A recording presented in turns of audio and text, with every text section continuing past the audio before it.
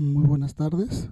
El día de hoy vamos a tratar acerca de una actualización de una de las enfermedades que es común y se está volviendo endémica a nivel mundial.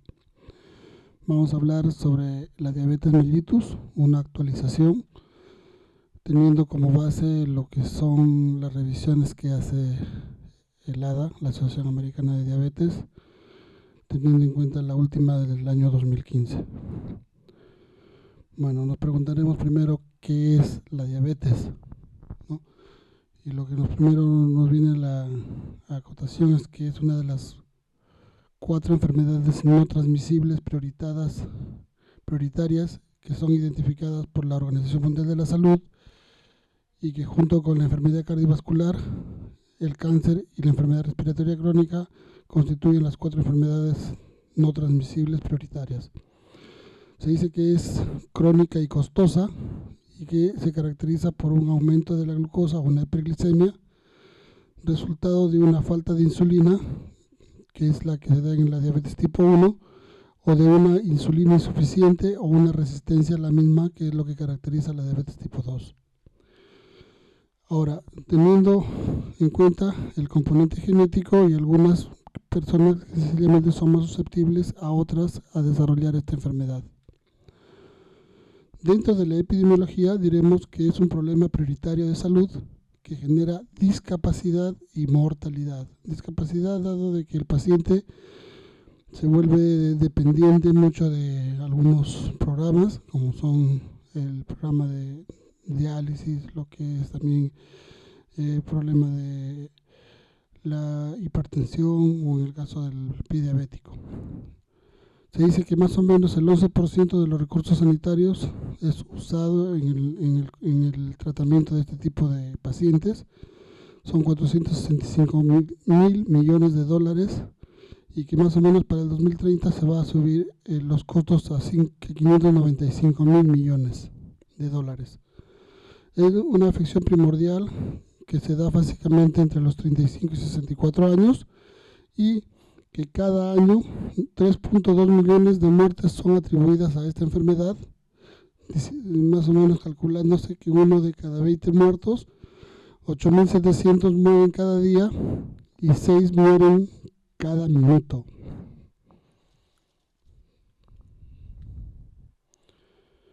Dentro de la magnitud del problema diremos que tiene un carácter silencioso, ya que hay dificultades del acceso a los sistemas de salud y eso nos conlleva a un diagnóstico tardío de esta enfermedad. Y actualmente es considerado una epidemia y un problema de salud pública. Solo el 50% de pacientes diabéticos que son diagnosticadas y solo de ellas el 50% de estos diagnosticados reciben cuidados adecuados. Y de estas solo el 50% alcanzan las metas de tratamiento. Entonces de ahí damos cuenta de que existe una gran cantidad de pacientes que no se logra controlar adecuadamente. Entonces apenas el 6% de las personas con diabetes tendrán una evolución favorable. Esta figura de este iceberg más o menos nos da a entender qué es lo que la gente conoce de la diabetes, que es la punta del iceberg, y la parte inferior se podría decir que es la que la gente desconoce de la diabetes. Entonces, si hablamos de cifras, nos diremos de que más o menos 371 millones de personas en el mundo sufren de diabetes y que el 50% no están diagnosticados. Y si nos vamos a los mapas, tendremos que más o menos en América del Sur hay 26 millones de diabetes no diagnosticados, casi igual, 48.6%. Si hablamos en Norteamérica, tenemos 38 millones de diabéticos, de los cuales el 29.2% no están diagnosticados. Si nos vamos a la parte de Europa, existen 55 millones de diabéticos y casi el 30% no está diagnosticado. Y así sucesivamente nos iremos dando cuenta que, por ejemplo, en la parte de la India tenemos 70 millones de diabéticos. En la parte del oeste del Pacífico, lo que es Australia, tenemos 132 millones de diabéticos. Y en conclusión, vemos que la diabetes está alcanzando gran cantidad de poblaciones que debemos de tenerlas muy en cuenta. Nuevamente, más de 371 millones de personas sufren de diabetes. Y acá tenemos el top 10, o los 10 primeros países en los cuales se ve que la gente sufre de diabetes. Y a la cabeza, China, le sigue India y Estados Unidos siendo los 3 primeros, ¿no? Dentro de los sudamericanos tenemos a Brasil con un 13.4 millones. De ahí sigue México, que son los 2 más representativos de lo que son Latinoamérica. El número de diabéticos generalmente se va incrementando en cada país y nuevamente el top 10 en donde nos vamos dando cuenta que la prevalencia va aumentando en países como son la Micronesia, Nauru, las Islas Marshall, Kiribati, Arabia Saudita, Qatar, que son países que progresivamente están diagnosticando más personas y por lo tanto su prevalencia va aumentando durante los últimos años y básicamente son pacientes de 20 a 79 años. Se dice también que casi la mitad de personas con diabetes no conocen o no son diagnosticados. Eso debido a que no contamos con un buen, se podría decir, sistema de tamizaje de este tipo de pacientes. Entonces acá vamos a ver que más o menos por continentes no existe un adecuado sistema de tamizaje. Y vemos que, por ejemplo, en África, solo 12% de los pacientes tienen tratamiento, el resto no. En Europa el 21% tiene tratamiento, el 38% no. Y así sucesivamente, ¿no? Si hablamos de la parte de Sudamérica y Centroamérica, el 45% tiene diagnóstico y solamente el 12% tiene un adecuado control. Nuevamente, se dice que 4 de cada 5 personas con diabetes son de países que tienen un ingreso de más o menos bajo o medio. Entonces, ustedes van a ver ahí en las curvas que el ingreso alto, que es el que tiene más color, se podría decir que es el que tiene mayor predisposición a tener este diagnóstico.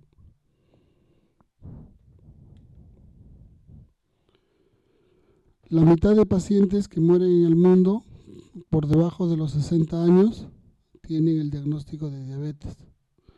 Y ustedes se van a dar cuenta ahí en ese pastel, ¿no? En ese esquema, en donde 1.3 millones de muertes por diabetes fluctúan sus edades entre 68 entre 60 y 69 años. 1.2 de 70 a 79 años. Entonces nos daremos cuenta que casi las 2/3 partes o casi las 3/4 partes de esa torta de muertos fluctúan en pacientes de mayores de 50 años. Veo ahí lo más importante que tenemos, que la población que debemos de atender y acceder, que deben acceder a los sistemas de salud para tener un adecuado diagnóstico y tratamiento. Se dice que más o menos 4.8 millones de personas mueren y que los gastos para su tratamiento fluctúan de 471 billones de dólares al 2012. De ahí la gran importancia de tratar de cuidar a estos pacientes, de tratar de diagnosticarlos y evitar que lleguen a complicaciones tardías, dado la gran cantidad de costo que acarrea su tratamiento. Bueno, ya hablamos de la epidemiología, que es lo que más o menos nos da la idea de la magnitud del problema que tenemos. Vamos a tratar de abordar lo que es la fisiopatología, una revisión somera de lo que es este tipo de enfermedad, para poder entender qué es lo que pasa cuando un paciente sufre de diabetes.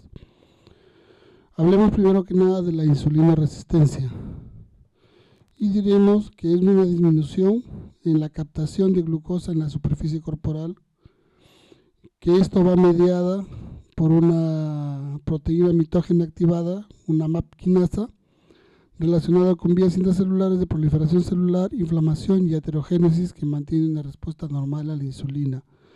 Esta vía es la que se encuentra alterada y provoca la famosa insulina resistencia, que en condiciones de hiperinsulinemia favorece complicaciones que se asocian a mayor riesgo cardiovascular. De ahí la importancia de entender bien este término de insulina resistencia. Entonces, están involucrados básicamente factores epigenéticos, como es el retardo de crecimiento, diabetes gestacional, factores ambientales, como ya conocemos, el sedentarismo y la sobrenutrición. Creo que el sedentarismo y la sobrenutrición actualmente está tomando gran auge y se está tomando campañas con respecto a tratar de evitar esto, ¿no? Ya que se ha demostrado que el sedentarismo y la sobrenutrición y la comida chatarra es la que más va a incentivar lo que es la insulina resistencia. También se dice que la tasa de producción de glucosa aumenta un 25% los niveles de insulina 3 veces más. También se dice que en el músculo esta insulina resistencia produce fosforilación del receptor de insulina, llevando a alteraciones en el transporte de la glucosa y con ello defectos en la translocación del transportador, el glutamin 4. También tenemos que entender que los defectos de la activación del sustrato de receptor de insulina, el ISR1, producen disminución en la oxidación de glucosa y disminución en la síntesis de glucógeno.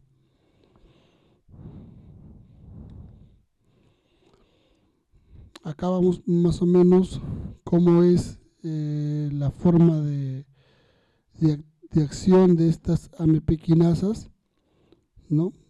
Desde lo que es la lipólisis cardíaca, la respuesta de transporte de glucosa, la oxidación de los ácidos grasos y cada uno de sus receptores, lo que es la síntesis de ácidos grasos, lo que tenemos la lipólisis, la síntesis de colesterol, lo que tenemos también la síntesis de triglicéridos, síntesis de glucógeno, la síntesis de proteínas, que están mediadas generalmente por esas AMP quinasas.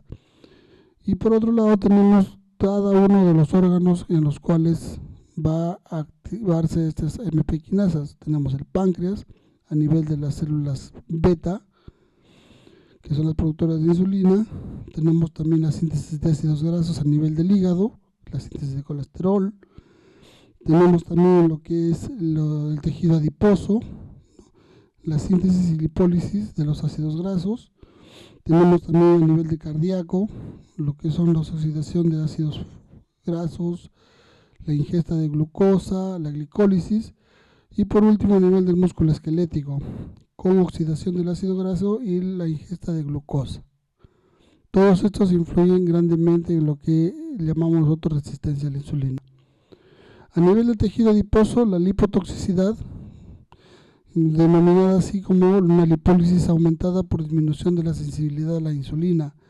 ¿Qué conlleva esto? A un gran aumento de los ácidos grasos libres a la circulación y también un aumento en la producción hepática de glucosa. Ahí el término IR va denotado lo que es arteriosclerosis. Entonces acá vemos en esta figura que tanto la parte genética, sumado a esto a los estilos de vida, nos van a llevar a que aparezca todo estas características como es la resistencia a la insulina, los aumentos de los ácidos grasos libres y el desequilibrio de citoquinas.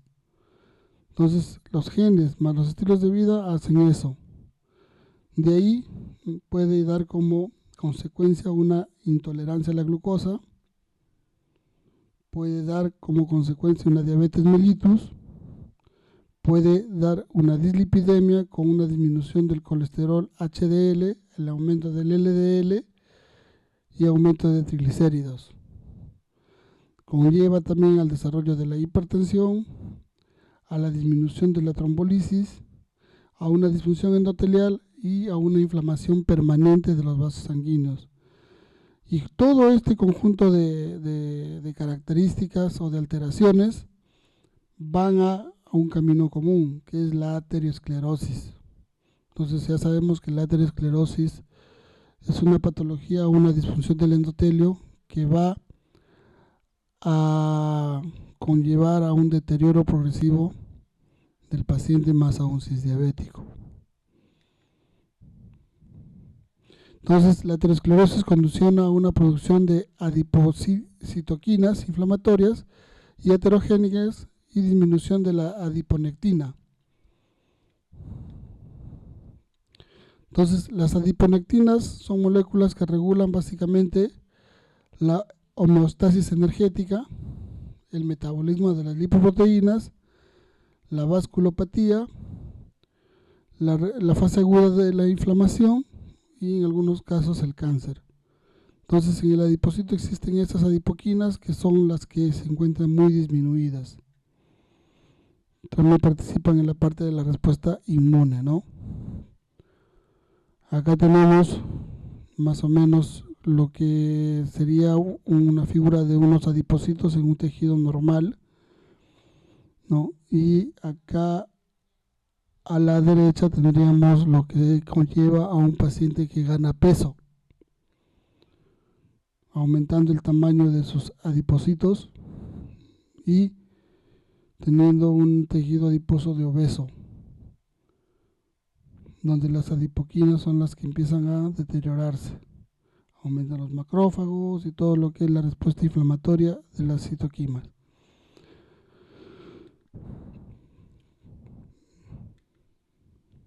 Bueno, a nivel de tejido gastrointestinal, debemos saber también que la fisiopatología tiene que ver mucho con el actual efecto incretina, que es un efecto que se ha descubierto hace muy poco tiempo y que gracias a ese descubrimiento hemos podido tener respuestas más óptimas en lo que es el manejo de la diabetes tipo 2 básicamente. Entonces el efecto incretina básicamente se debe a la presencia de un péptido muy parecido al glucagón, que es el GLP-1, que se demostró que está secretada a nivel de las células L del hilo distal, y el GIP, que es un péptido insulinotrópico estimulado por la glucosa, que se hallan a nivel de las células K del duodeno. A nivel de estos dos incretinas, la GLP-1 y el GIP, es que se demostró que tenemos una esperanza en el tratamiento de este tipo de pacientes diabéticos, ya que potencian la secreción de insulina en respuesta a una ingesta de hidratos de carbono y grasa. Entonces, el efecto incretina está caracterizado por un aumento de la respuesta de la insulina al momento de que uno come. Entonces, la GIP estimula la captación de glucosa por el hígado, dependiente de insulina y la actividad de la lipoproteína lipasa en el tejido adiposo. Y la GLP-1 lo que va a hacer es inhibir la secreción de glucagón y retarda el vaciamiento gástrico. Entonces, en diabetes mellitus y heterogénesis, la deficiencia del GLP-1 y la resistencia a la acción de la GIP en niveles plasmáticos hace que un aumento de este HIP con niveles de insulina disminuidos. Es lo que se estaba mencionando, ¿no? Una vez que uno ingiere entre 5 y 15 minutos, las concentraciones de GLP-1 y HIP y GIP empiezan a aumentar. Ya se dijo que la producción de estas dos sincretinas se encuentran a nivel de las células K del duodeno y las células L del ilion, que van a provocar una disminución de glucagón, van a producir un aumento de la producción de insulina a nivel de las células beta, y esto va a conllevar a una disminución de la producción de glucosa, un aumento de esta captación y un aumento de la insulina periférica. Eso es lo que básicamente hacen las sincretinas. Y gracias a este descubrimiento es que se aportó mucho en el tratamiento de la diabetes, de la tipo 2 básicamente. Entonces, tenemos también que entender que dentro de la fisiopatología existe una falla en lo que es la célula beta. Entonces debemos saber que la célula beta se halla básicamente en lo que es el páncreas a nivel de los islotes de Langerhans, y que debido al polimorfismo de genes relacionados con la regulación de la secreción celular de insulina y respuesta a la GLP-1, puede ser debida a la edad por predominio de apoptosis, disminución de la sensibilidad periférica, existe la lipotoxicidad junto con la glucotoxicidad y la intolerancia a la glucosa con pérdida más o menos de 80% de la función. Entonces, para que hayan síntomas de diabetes, básicamente el páncreas debe haber perdido más o menos 80%, se debe haber deteriorado más o menos esa cantidad de las células para recién mostrarse lo que nosotros denominamos intolerancia a la glucosa. Vean lo que tenemos que esperar para que haya una pérdida de función.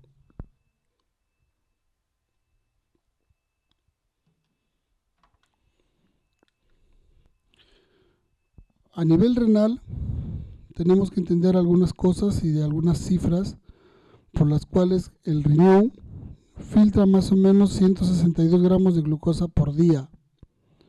El 90% se reabsorbe en lo que es el túbulo proximal por acción de un transportador, que es el SGLT2.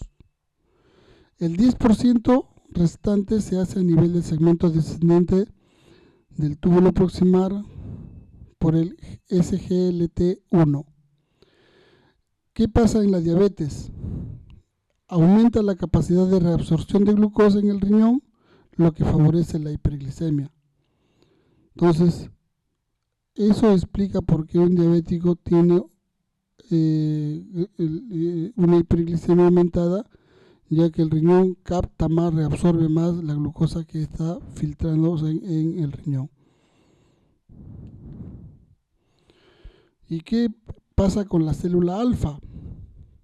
Entonces diremos que la célula alfa segrega la hormona contrarreguladora, que es el glucagón. Entonces la beta produce lo que es la insulina y la alfa es la que produce el glucagón. Entonces en el cuadro de diabetes van a haber niveles basales elevados de glucagón y aumentados en producción hepática de glucosa. Entonces ahí vemos al páncreas, ¿no? Su ubicación en el abdomen, tenemos la forma, ¿no? Y tenemos también los islotes de Langerhans, en donde la beta produce la insulina, cuyo efecto básico es ser un hipoglicemiante y anabólico. La alfa produce el glucagón, que su función es ser un hiperglicemiante. La delta produce somatostatina, que lo que va a hacer es regular la motilidad gástrica y secreción endocrina intestinal, y el polipeptídico pancreático, que va a regular los procesos digestivos. Entonces los dos primeros, la alfa y la beta, son los que van a tener mucho que ver en la fisiopatología de la diabetes. Y no tenemos también que perder de vista la parte del cerebro, ¿no?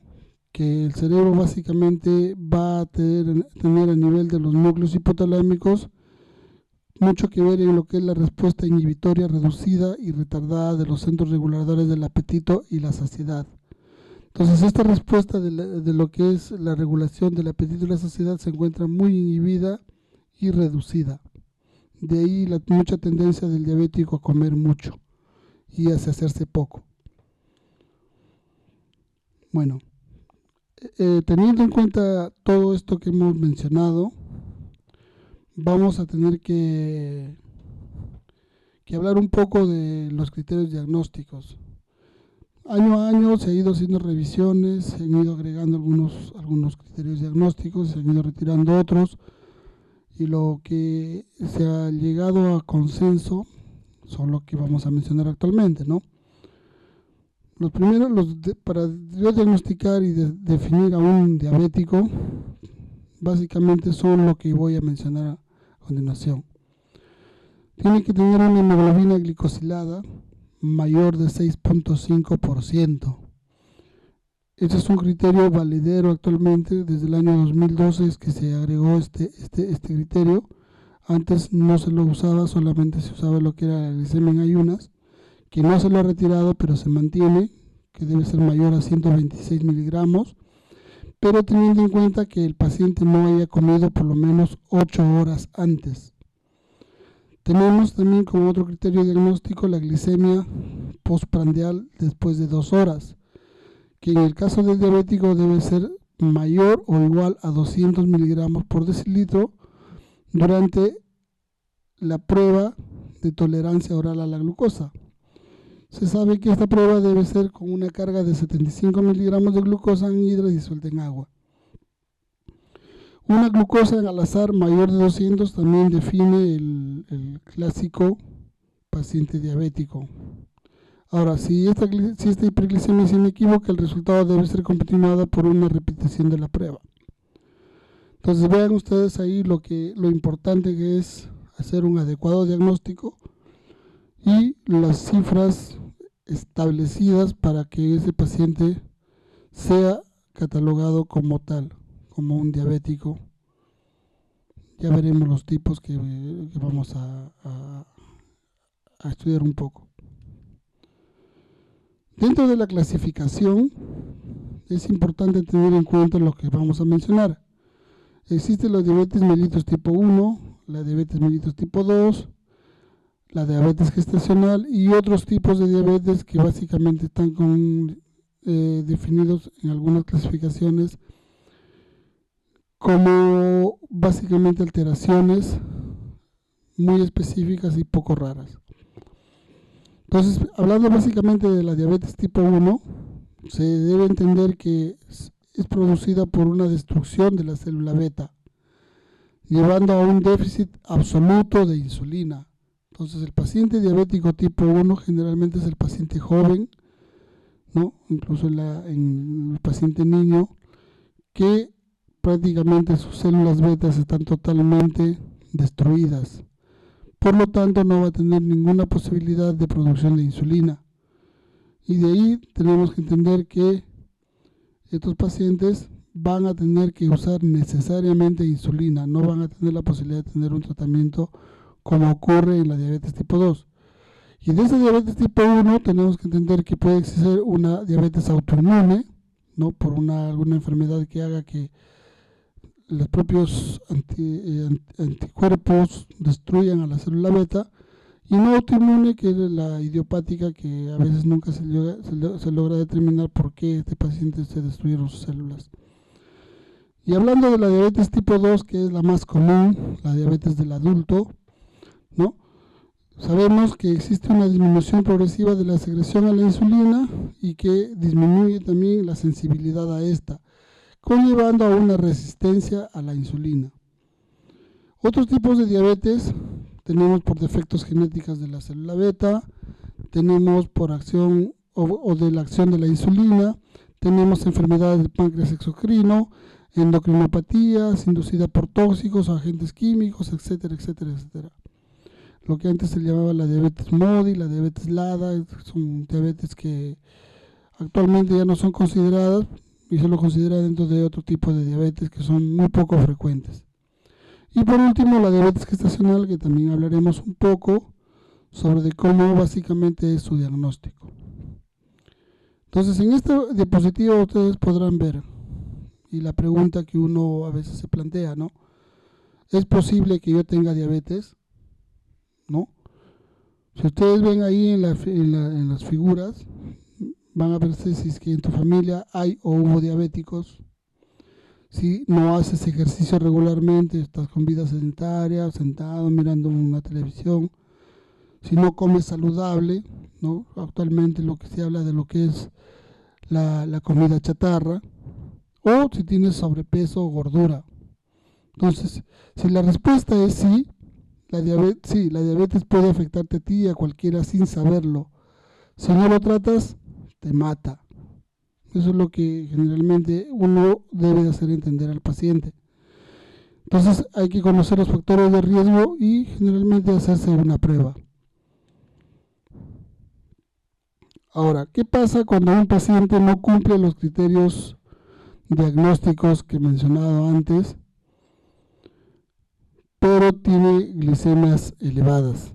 Entonces estamos entrando a un campo que actualmente se ha definido muy bien, que es denominado prediabetes, y es el que precede a un diagnóstico de diabetes tipo 2.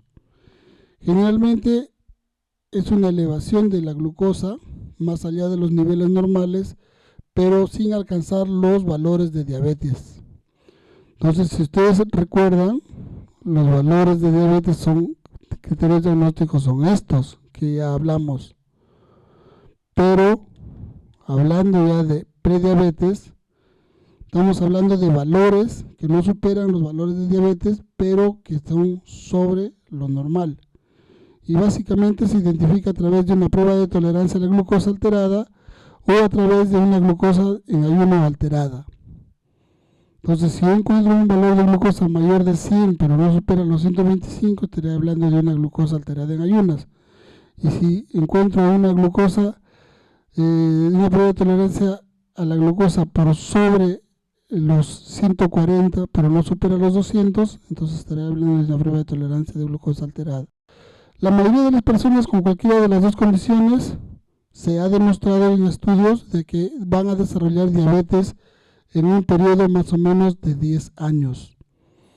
De ahí la importancia de este tema, ¿no? De la prediabetes. Entonces es lo que se mencionaba, ¿no?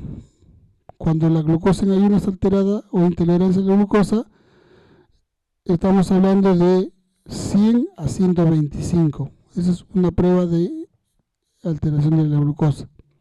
Y una prueba de tolerancia a la glucosa alterada, cuando hablamos que después de una ingesta de más o menos 75 gramos de glucosa anhidra en agua, la glicemia me sale por sobre los 140, pero no supera los 200. Y hablando de la hemoglobina glicosilada, diremos que un paciente que tenga una hemoglobina glicosilada que fluctúa entre 5.5 y 6.4, que no supera los 6.5%, diremos que este paciente también está en un cuadro de prediabetes. Y la importancia radica en que estos pacientes a corto plazo van a desarrollar diabetes. Entonces, ¿cuáles las medidas que debemos de tomar con este tipo de pacientes que están en cifras de prediabetes? Lo principal es que haya una pérdida del 7% del peso corporal y un aumento de la actividad física. Se dice que pueden ser importantes 150 minutos semanales de actividad moderada. Y como manera preventiva, debemos dar tratamiento con metformina, más si es que el paciente tiene un IMC mayor de 35 kilogramos por metro cuadrado, si son menores de 60 años o hayan tenido una diabetes gestacional previa. La importancia de la metformina en el caso de la prediabetes. También debemos tener en cuenta que debe haber un seguimiento por lo menos una vez al año de la glucosa en ayunas para ver si se ha progresado a una diabetes, y debemos de detectar y tratar lo que son factores de riesgo para enfermedades cardiovasculares. Por último, lo que es diabetes mellitus gestacional, que es algo también importante, que básicamente el diagnóstico debe hacerse durante la primera visita prenatal de la gestante. Debemos también identificar factores de riesgo utilizando criterios diagnósticos estándar. Se dice que el diagnóstico debe hacerse básicamente entre la semana 24 a la 28 de gestación, mediante una prueba de tolerancia oral a la glucosa con 75 gramos de glucosa, midiendo la glicemia 1 hora y 2 horas después de la misma. ¿Cuándo decimos que un paciente, una gestante, puede tener una diabetes gestacional? Cuando la glicemia en ayunas supera los 92 miligramos por decilitro. Si esta glucosa también a la primera hora sale mayor de 180 o a la segunda hora mayor de 153. En esos casos yo voy a considerar un diagnóstico de diabetes gestacional. Caso contrario, no es así. Entonces, debemos hacer una detección de diabetes persistente en las semanas 6 a 12 postparto, mediante la prueba de tolerancia oral a la glucosa, usando también puntos de corte estándar.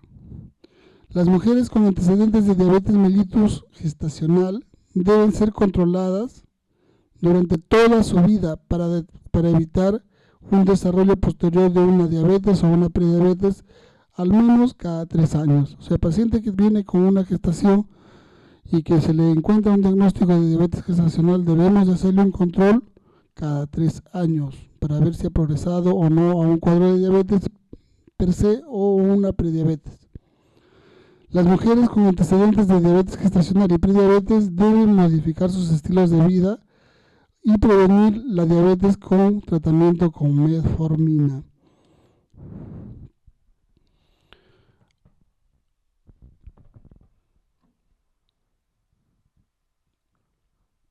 Ahora, ¿cómo hacemos el tamizaje de diabetes en personas adultas? Básicamente, tener en cuenta lo siguiente. Todos los pacientes con un índice de masa corporal mayor de 25 y factores de riesgo adicionales deben de hacerse un tamizaje de diabetes. Todos los pacientes que tengan inactividad física, parientes que tengan primer grado con diabetes, o sea, si tengo mi padre, mi madre con diabetes, tengo que hacerme un tamizaje. Que tenga una raza de alto riesgo, generalmente se han identificado que el afroamericano, el latino, el indoamericano y el asiático americano son razas que tienen alta incidencia de diabetes. Si es que hay mujeres que han tenido hijos macrosómicos, generalmente se dice que son hijos que pesan más de 5 kilos o que tienen una diabetes mellitus gestacional. Personas que tengan de diagnóstico de hipertensión en tratamiento, personas que tengan un colesterol HDL bajo, estamos hablando de que está bajo por menos de 35 miligramos, o triglicéridos mayor de 250. También mujeres con síndrome de ovario poliquístico, que es muy común actualmente, es el diagnóstico de ovario poliquístico. Estas mujeres tienen una alta probabilidad de hacer cuadros de diabetes. Que tengan una hemoglobina glicosilada mayor de 5.100 o una intolerancia de glucosa en ayunas o glicemia en ayunas elevada en pruebas anteriores, también debemos hacer un tamizaje. Condiciones clínicas asociadas a resistencia a la insulina, como es la obesidad severa y los cuadros de acatosis nigricans, que sabemos que son las manchas oscuras en la piel. También lo que es historia de enfermedades cardiovasculares, ¿no? Hipertensión, stroke, úlceras en las piernas, que son enfermedades básicamente cardiovasculares, aterosclerosis. y en personas sin otros factores de riesgo que deben comenzarse a hacer a partir de los 45 años. O sea, persona que no tenía ninguno de esos factores, pero ya supera los 45 años, debemos ya de por lo menos pedirle una glucosa para saber cómo está su metabolismo. De todo esto, lo que estamos mencionando, tenemos que tener en cuenta que existen metas a las cuales nosotros debemos de llegar. Son las denominadas metas glicémicas y que nos permiten decir o predecir que estamos actuando bien con este paciente. Básicamente la hemoglobina glicosilada debe ser de 7%, en algunos casos dicen de 6.5%. En aquellos diabéticos que tienen poco tiempo de diagnosticado, que tienen una expectativa de vida larga, que tienen enfermedades cardiovasculares que no son significativas. En ellos debo ponerme como meta 7, en algunas bibliografías dice 6.5. Entonces el paciente que recién lo diagnostico y es joven y tiene todavía posibilidad de tener todavía una expectativa de vida larga, debo de mantener yo una glicemia de hemoglobina glicosilada de 7% como mínimo. Entonces hablo yo de una hemoglobina de 8% en aquellos pacientes en los cuales existe antecedente de que ha sufrido hipoglicemias graves que lo han hecho que vaya a algún hospital, a que esté internado, que tenga una experiencia de vida corta o limitada, que tenga enfermedad microvascular avanzada o complicaciones macrovasculares, ¿no? Paciente que ha tenido un infarto cardíaco, un stroke o que ha sido amputado, no voy a exigirle que tenga metas glicémicas muy bajas porque puedo llevarlo a empeorar su cuadro. Condiciones comórbidas extensas y diabetes de larga duración. En ellos yo puedo plantearme una posibilidad de una meta de 8% de la hemoglobina glicosilada. Como ustedes pueden ver, las metas glicémicas se basan básicamente en hemoglobina glicosilada, más no en glicemia en ayunas. Bueno, por último, dentro del tratamiento, el tratamiento es muy importante, hablando de la diabetes, no en general. Es muy importante porque la diabetes es una enfermedad que tiene involucra muchas especialidades en el tratamiento, pero debemos de entender que un paciente diabético es un libro abierto en el cual nos vamos a encontrar un montón de complicaciones, de problemas que tenemos que solucionar y que el tratamiento es integral. No corresponde a una sola especialidad, de repente el endocrinólogo, el médico internista, sino debe ser compartida con las demás especialidades. Tiene que ver mucho el nefrólogo, el neurólogo, el oftalmólogo, el traumatólogo, el cirujano cardiovascular y todas las especialidades por las cuales nuestro paciente debe ser evaluado. Entonces, las bases del tratamiento deben ser entendidas desde ese punto de vista.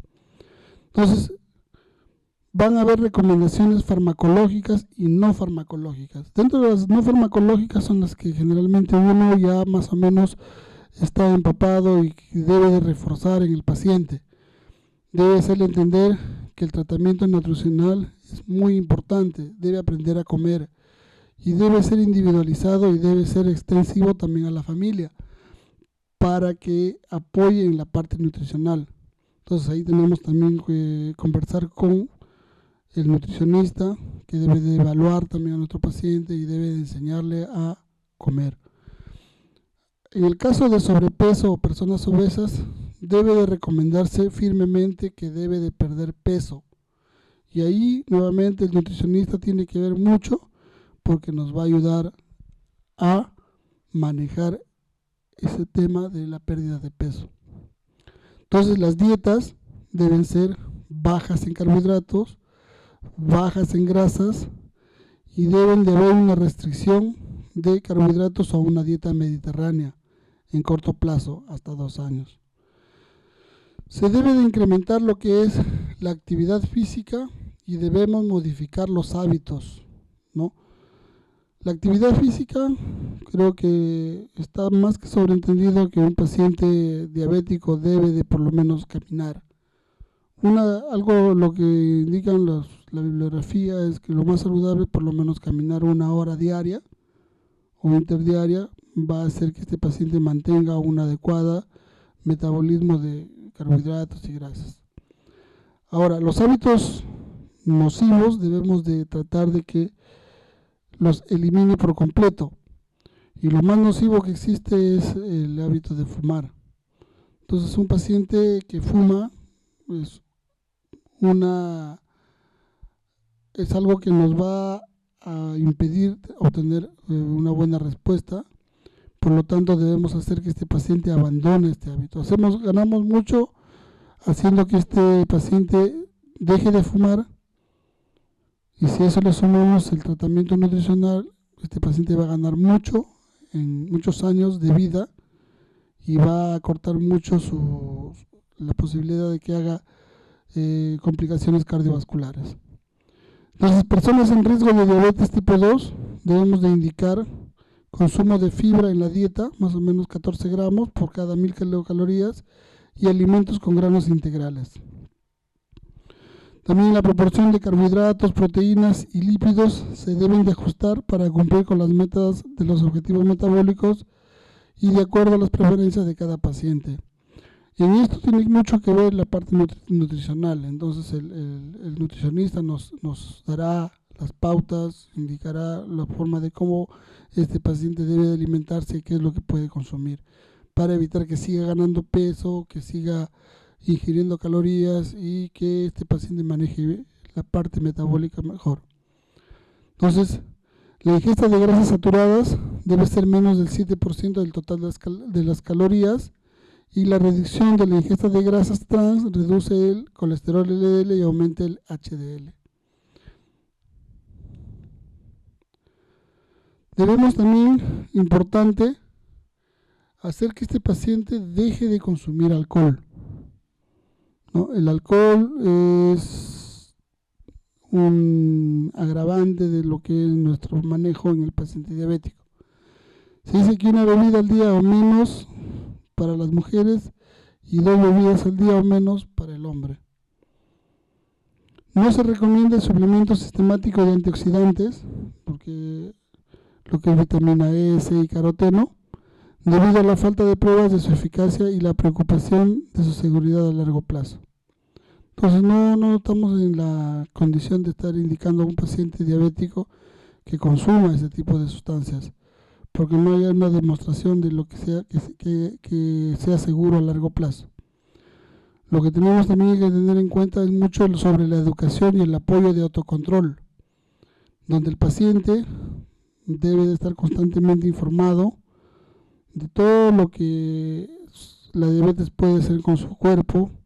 Debemos también de tener en cuenta que el apoyo al autocontrol básicamente referido al hecho de que este paciente debe de controlarse en su casa. Tenemos el acceso actualmente los famosos hemoglucotest, ¿no? Que son glucómetros que el paciente lo tiene en su casa y que normalmente se puede controlar 1 o 2 veces al día, ¿no? Con una gota de sangre, y va a permitir al mismo paciente involucrarse en su tratamiento y ver si es que está o no obteniendo o llegando a las metas de control de glucosa. Entonces se dice también que realizar al menos 150 minutos de actividad física aeróbica de intensidad moderada, más o menos que lleve a un 50-70% de la frecuencia cardíaca máxima repartidas en al menos 3 días a la semana, con no más de 2 días consecutivos sin ejercicio. Entonces un ejercicio aeróbico interdiario, como es la caminata, el caminar, de repente manejar bicicleta, hace de que este paciente tenga una buena actividad física que haga de que mantenga un adecuado control metabólico. Y aconsejar a todos los pacientes que dejen de fumar o usar productos derivados del tabaco. Ya lo mencioné anteriormente, ganamos mucho haciendo que este paciente deje de fumar. Ganamos años de vida y años de tratamiento haciéndolo que deje de fumar. Ahora, hablando básicamente del tratamiento farmacológico, ¿no? Básicamente, como ya mencioné en la fisiopatología de la diabetes tipo 1, la diabetes tipo 1 existe una destrucción total de lo que son las células beta del páncreas, por lo tanto no hay ni siquiera indicios de producción de insulina. Por lo tanto, este paciente necesariamente va a tener que usar insulina en inyecciones múltiples. Se dice que más o menos de 3 a 4 inyecciones diarias o a través de infusión subcutánea continua a través de las bombas de infusión. Pero lo más común es que usen inyecciones de insulina subcutánea múltiples. Deben estar educados de cómo hacer ajustes a la dosis de insulina de acuerdo a la ingesta de carbohidratos, al nivel de glucosa preprandial y a la actividad física prevista. Entonces, se podría entender como que el tratamiento del paciente con diabetes tipo 1 es un poco más complicada desde el punto de vista de que tenemos que prever cuánto de dosis de insulina le tengo que colocar, porque no hay otra forma de tratarlo. Tenemos que ver qué es lo que va a comer, en qué cantidad, cuánto tuvo su glucosa antes de que empiece a comer. Tengo que ver también qué actividad física va a hacer, si ese día va a salir a hacer ejercicio, si ese día va a estar mirando televisión, va a estar en actividad en oficina. Todas esas cosas lo tengo que prever para yo poder decirle cuánto tiene que usar. Además, deben utilizar análogos de la insulina para reducir el riesgo de hipoglicemia. El efecto adverso más común al uso de insulina creo que es la hipoglicemia. De ahí la gran importancia que el paciente debe de ser informado de cómo usar y qué efectos puede tener y qué va a sentir cuando tenga un cuadro de hipoglicemia. Debe de considerarse también la detección de otras enfermedades autoinmunes dentro de lo que es el tratamiento de la diabetes tipo 1, como es por ejemplo enfermedades de la tiroides, déficit de vitamina B12 en pacientes celíacos, según lo que vimos en el examen que le hagamos a este tipo de pacientes. Entonces, básicamente el tratamiento de la diabetes tipo 1 debemos de entender de que es un paciente que debe de usar solamente insulina. Ahora, en el tratamiento de la diabetes tipo 2 vamos a encontrar un sinnúmero de medicamentos denominados antidiabéticos orales que van a ayudar en el manejo de este tipo de pacientes, sin dejar de lado que la insulinoterapia también es una forma de tratamiento para ellos. Entonces, la metformina es el tratamiento de elección inicial, siempre y cuando no esté contraindicada y sea bien tolerada. Entonces, si yo voy a hablar de un paciente que presenta diagnóstico de diabetes gestacional, no le puedo dar metformina porque está contraindicada. Ahora, si tengo un paciente que no me tolera la metformina, por más que le intente dar, no voy a poder tener una buena respuesta. Entonces, pacientes con síntomas más marcados, hipoglicemias o hemoglobina glicosilada más alta, elevadas, ¿no? Hablemos de 11, 12, mejor es considerar el tratamiento con insulina desde el principio. Y le puede uno agregar o no agentes adicionales. Hay gente que puede usar, además de su insulina, ¿no?, de acción prolongada, se le puede agregar una metformina o una sulfonilurea. Pero en estos pacientes que tienen glicemia por sobre 300, 400 de arranque, debemos de plantearle usar su insulina. También tenemos que la monoterapia con un agente no insulínico a dosis máximas toleradas que no alcanza o no mantiene la meta en un tiempo de 3 a 6 meses, se puede añadir un segundo agente oral. Y lo que se mencionaba, ¿no?, anteriormente en la fisiopatología, actualmente existen agonistas del receptor de la GLP-1 o insulina. Cualquiera de esos dos puedo yo usar y tratar de controlar lo que es la diabetes. Importante es que debo de considerar básicamente la eficacia, el costo, los efectos adversos, efectos sobre el peso, las comorbilidades, el riesgo que haga el paciente de una hipoglicemia y las preferencias del paciente. Hay gente que prefiere usar una inyección al día, que puede ser insulina, y está tranquilo y controla bien su glucosa. Pero hay gente que no usa eso, prefiere usar pastillas. Hay gente que tranquilamente te puede usar 1 o 2 pastillas al día, hay gente que solamente quiere consumir una. Entonces esas son preferencias, y con esas preferencias uno tiene que valorar qué tratamiento le va a dar a ese paciente. También debemos entender que debido a una naturaleza progresiva de la diabetes, la terapia con insulina es la que se da al final para muchos de esos pacientes diabéticos. Empiezan con tratamiento oral, pero al final el control a veces se obtiene con una insulina. Esto de la cirugía bariátrica ha tenido mucho auge, unas respuestas muy buenas en lo que es el tratamiento de paciente diabético, pero está indicado básicamente en pacientes adultos que tengan un índice de masa corporal mayor de 35. Entonces, en estos pacientes con mayor de 35 kilogramos por metro cuadrado, sumado a eso la diabetes, pueden tener un adecuado control de la diabetes con la cirugía bariátrica. Entonces, básicamente, si no está indicado en pacientes que no tienen comorbilidades asociadas y que tienen un adecuado control farmacológico. Los pacientes sometidos a cirugía bariátrica necesitan recibir apoyo y seguimiento médico durante toda la vida. Lo más importante de esto es que si un paciente tiene menos de 35 de IMC, de índice de masa corporal, no debemos de recomendarle porque no hay una evidencia clara sobre el protocolo, sobre investigaciones que digan que otros pacientes van bien.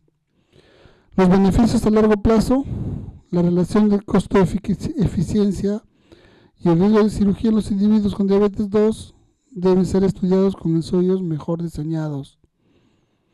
Y a esto también se lo debe de controlar con tratamiento médico y estilo de vida óptimos. ¿Qué hay sobre los antiagregantes plaquetarios? Entonces, dentro del tratamiento al diabético debemos de considerar antiagregación plaquetaria si es que este paciente, además de ser diabético, cuenta con riesgo cardiovascular mayor del 10%, en donde se le debe indicar aspirina, ¿no?, de 75 a 162 miligramos por día como prevención primaria. Entonces, un paciente que tenga un riesgo cardiovascular mayor de 10% debemos de administrarle aspirina. Y básicamente se debe incluir en hombres mayores de 50 años o en mujeres mayores de 60 que tienen al menos un factor de riesgo mayor. Hablamos factor de riesgo mayor como historia familiar de una enfermedad cardiovascular, hipertensión, tabaquismo, dislipidemia o albuminuria. Estos son los factores de riesgo mayores en los cuales yo debo de plantearme la posibilidad de al paciente darle aspirina. Entonces, ¿cuándo no recomiendo aspirina? Para la prevención de las enfermedades cardiovasculares en adultos que tengan bajo riesgo, o un riesgo menor del 5%, como hombres menores de 50 años y las mujeres menores de 60, ya que como efecto adverso de los antiagregantes tenemos que puede haber un sangrado. Además, en los pacientes de estos grupos de edad que tienen varios factores de riesgo es necesario el criterio clínico. En diabéticos con antecedentes de enfermedad cardiovascular se debe indicar aspirina como prevención secundaria. Entonces, un paciente que tiene, por ejemplo, su antecedente de un infarto, una enfermedad cerebrovascular, un stroke, se debe de indicar su aspirina, o que tenga fibrilación auricular. Para los pacientes con un EBC, con una enfermedad cardiovascular y alergia documentada a la aspirina, se debe de utilizar el clopidogrel, una alternativa al uso de la aspirina. Y se debe de usar los antiagregantes en el caso de un infarto o una SICA, un síndrome de isquemia coronaria aguda, hasta un año después del tratamiento, no del diagnóstico. Se puede usar aspirina o clopidogrel. ¿Y qué pasa en el paciente hipertenso, no? Si hablamos de diabetes y lo sumamos al diagnóstico de hipertensión, ¿qué diremos? Diremos que básicamente el paciente que llega a la consulta debe de medirse la presión arterial en cada una de las consultas. Si vemos que hay cifras elevadas en 2 visitas continuas, se confirma el diagnóstico de hipertensión. Y nuestra meta debe ser una presión arterial menor de 140/80.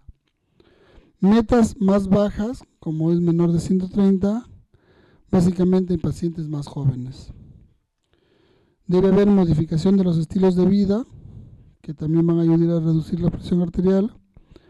También pacientes con presión arterial confirmada mayor de 140/80, se debe de iniciar un tratamiento rápido y oportuno con IECAS o ARAS, o ARA2. IECAS, los inhibidores de enzima convertidora de angiotensina o antagonistas de los receptores de angiotensina 2.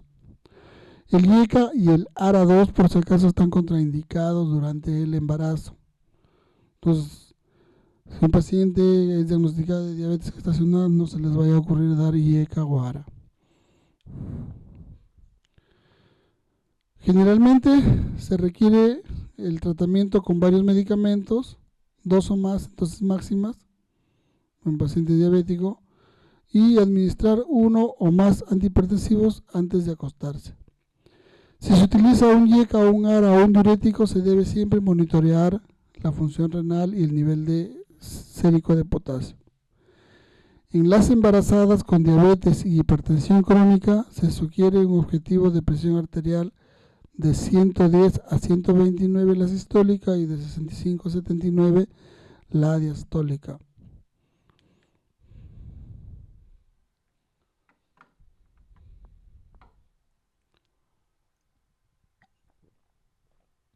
Ahora, con respecto a la dislipidemia junto con la diabetes, tendremos que decir que se debe de medir el perfil lipídico anualmente o cada 2 años si los valores de lípidos son de bajo riesgo. ¿Cuáles son los valores de lípidos de bajo riesgo? Generalmente el colesterol LDL menor de 100, el colesterol HDL mayor de 50 y los triglicéridos menor de 150.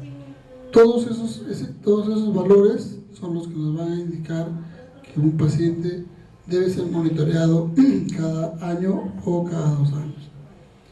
Debe haber una reducción de consumo de grasas saturadas, grasas trans y colesterol, aumentar el consumo de ácidos grasos, N3, fibra viscosa y vegetales. Debe de indicar también una pérdida de peso y aumentar la actividad física.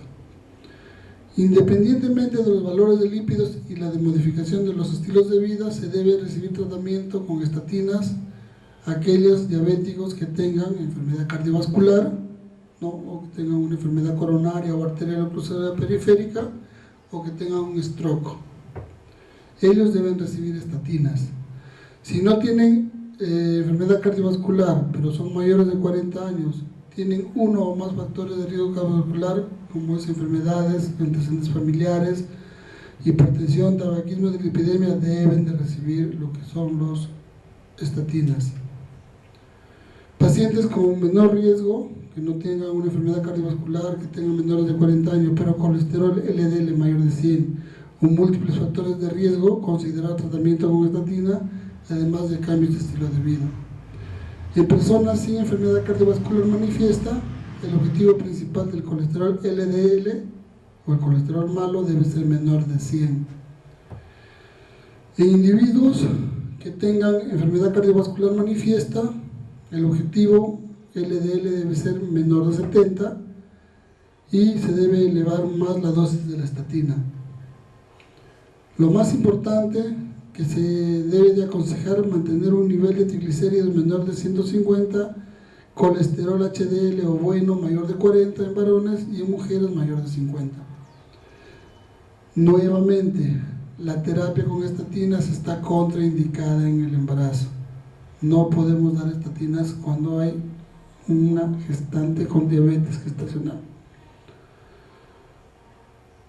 La enfermedad coronaria y diabetes Básicamente, en pacientes asintomáticos no se recomienda hacer ningún examen de rutina. En pacientes que tengan enfermedad coronaria arterial conocida, hay que tener en cuenta básicamente el tratamiento con IECA, aspirina y estatinas para reducir el riesgo de eventos nuevos. Los pacientes con un infarto agudo de miocardio previo deben usarse beta bloqueantes por lo menos hasta 2 años después del evento. Evitar el tratamiento con tiazolidendionas como la rosiglitazona, pioglitazona o troglitazona en pacientes que presenten insuficiencia cardíaca sintomática. La metformina puede usarse en pacientes con insuficiencia cardíaca congestiva estable siempre que la función renal sea normal, y se debe de evitar en pacientes con un ICC inestable o que estén hospitalizados. En estos pacientes generalmente lo que vamos a usar son la insulina. Ahora, a nivel de patología renal o la nefropatía, ¿no?, que es una complicación microvascular de la diabetes, lo que tenemos que tener importante es que para optimizar el control glicémico se debe de optimizar lo que es tanto el manejo de la glucosa como el manejo de la presión arterial. Y lo más importante es que debemos determinar por lo menos una vez al año la albuminuria en pacientes con diabetes mellitus tipo 1 con un tiempo de enfermedad mayor de 1 año, y en el paciente con diabetes mellitus tipo 2 en el momento que le hago yo el diagnóstico. Ahí debo yo de solicitar una albuminuria. También debemos determinar la creatinina sérica por lo menos una vez al año en todos los diabéticos adultos. Esto sin importar el grado de albuminuria, que será utilizada básicamente esta creatinina para determinar la tasa de filtración glomerular y además la etapa de la enfermedad renal crónica si es que la hubiera. Entonces la creatinina es un valor importantísimo para ver el monitoreo de la función renal. En pacientes con microalbuminuria, estamos hablando básicamente de valores de 30 a 299 gramos por día, o macroalbuminuria superior a 300 miligramos por día, excepto las embarazadas, se debe de indicar tratamiento con IECA o ARA. Estamos hablando de inhibidor de la enzima convertidora de angiotensina y los antagonistas de los receptores de angiotensina 2. Entonces, estos pacientes deben de recibir tratamiento, excepto en embarazadas. Cuando yo encuentro macroalbuminuria, debo dar ya este tipo de medicamento. Lo más importante también cuando un paciente es nefrópata, producto de la diabetes, tengo que entender que reducir la ingesta de proteínas de 0.8 a 1 gramo por kilo de peso por día si se halla en las primeras etapas de enfermedad renal crónica, y si está en las últimas etapas, esto debe de ser a 0.8 gramos por kilo de peso por día. Si se utiliza un inhibidor de enzima convertidora de angiotensina o un ARA2 o diurético, siempre se debe de controlar los niveles de creatinina y los niveles de potasio sérico. Para evaluar una progresión de la enfermedad se aconseja siempre controlar la albuminuria y considerar una derivación a un nefrólogo cuando yo encuentro una tasa de filtración glomerular menor de 60 mililitros por minuto por 1.73 metros cuadrados. Entonces, si yo encuentro un paciente, esta cifra menor de 60 según la fórmula de Kroll, tengo yo que por lo menos enviar una interconsulta al nefrólogo. Y hablando de la neuropatía diabética, ¿no?, tenemos que entender que todos los pacientes deben de examinarse para detectar la polineuropatía simétrica distal. En el momento del diagnóstico, si el paciente es un diabético tipo 2, y 5 años después si el diabético es un tipo 1. Por lo menos una vez al año a partir de allí con pruebas clínicas simples. La prueba de alta sensibilidad para diagnosticar polineuropatía sensitiva-motora básicamente son la prueba de percepción vibratoria, en la que se usa un diapasón de 128 Hz, la prueba del monofilamento y la evaluación del reflejo aquiliano. Estas son las pruebas que a nosotros nos permiten determinar si hay neuropatía o polineuropatía sensitivo-motora. Hablando de una neuropatía autonómica diabética, ¿no?, lo que nos va a indicar si existe eso es una taquicardia en reposo, una intolerancia al ejercicio o una hipotensión ortostática. El paciente echado, le tomamos la presión, lo hacemos parar, le volvemos a tomar la presión y la presión cae más del 20% de la basal y con síntomas. Eso se puede asociar también a la neuropatía autonómica diabética, la frecuente constipación o estreñimiento, una gastroparesia, diarrea o incontinencia fecal, lo que se denomina disfunción eréctil, disfunción sudomotora, falla en la respuesta autonómica a la hipoglicemia, ¿no? El paciente, a pesar de que está con valores de glucosa de 40, 30, ni siquiera suda, ni siquiera tiene taquicardia, nada de eso. También podemos pensar que tiene neuropatía diabética. Y en lo que es la neuropatía autonómica del tracto gastrointestinal, genitourinario, hablaremos de infecciones urinarias a repetición, una incontinencia o una vejiga palpable, un globo vesical. Y por último, de los cuidados de los pies, que debemos de tener mucha importancia para que el paciente sepa de que si tiene la posibilidad o no de perder de repente, de ser amputado una parte de su pie. Entonces lo más importante es que debe haber un examen exhaustivo anual del pie y básicamente se hace a través de la inspección, la evaluación de pulsos y prueba para la pérdida de sensación protectiva. Entonces debemos de educar a todos los pacientes con diabetes para su autocuidado de los pies. Debe cuidarse los pies, revisarse bien, ver que no tenga ninguna lesión, tratarse de tener un adecuado corte de uñas, un adecuado calzado, que no genere lesiones en los pies. Entonces, el enfoque debe ser multidisciplinario para personas con úlcera de los pies y pies de alto riesgo. Entonces, si el paciente tiene una úlcera en los pies, tiene que ser visitado o evaluado por el traumatólogo, el ortopedista, debe ser visto por el cardiovascular y todo debe ser visto por el neurólogo, de tal manera de que veamos que ese pie no tenga alto riesgo de lesionarse. Ahora, si yo encuentro o detecto una enfermedad arterial oclusiva periférica crónica, debe ser incluida en la historia de claudicación intermitente y evaluación de pulsos pedios. Por último, hablando del cuidado preconcepcional, ya del paciente diabético que quiere embarazarse, ¿no?, básicamente la mujer diabética, antes de la concepción los niveles de hemoglobina glicosilada deben estar lo más cerca posible a lo normal. Estamos hablando menos de 7% de hemoglobina glicosilada. Entonces un diabético que quiere embarazarse, pedirle de que tenga una hemoglobina glicosilada menor de 7. Todas las mujeres en edad fértil diabéticas deben recibir asesoramiento preconcepcional en todas las visitas de control de la diabetes. Y los medicamentos para cada mujer deben ser evaluados antes de la concepción, ya que fármacos utilizados comúnmente para tratar la diabetes y sus complicaciones pueden estar contraindicados o no se recomiendan durante el embarazo.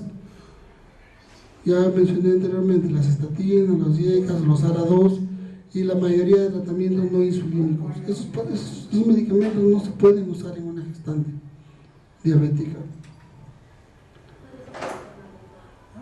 Hablando de la atención en el hospital, los pacientes críticamente enfermos, básicamente su tratamiento van a iniciarlo con insulina endovenosa. Se recomienda límites de glicemia entre 140 y 180 como óptimos para decir que el paciente está siendo adecuadamente tratado.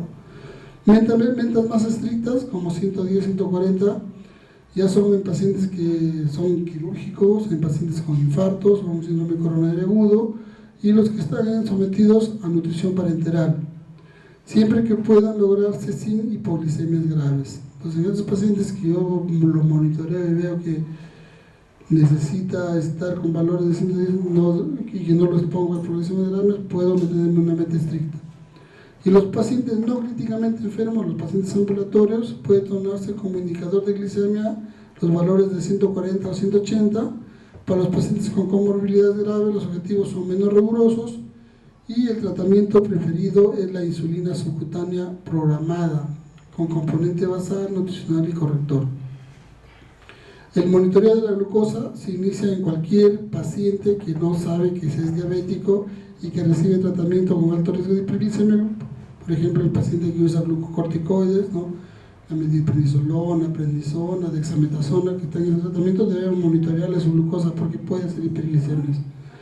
Y básicamente debemos determinar la hemoglobina glicosilada del paciente que no disponga de resultados los últimos 2 o 3 meses y en los pacientes con factores de riesgo.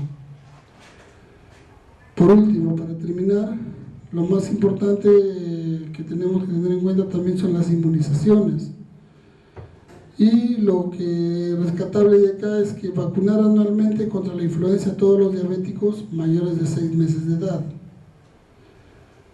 Administrar vacuna antineumocócica polisacárida a todos los diabéticos que tengan mayor de 2 años, y se debe revacunar una sola vez a los mayores de 64 si no fueron vacunados antes de los 65 y ya pasaron más de 5 años.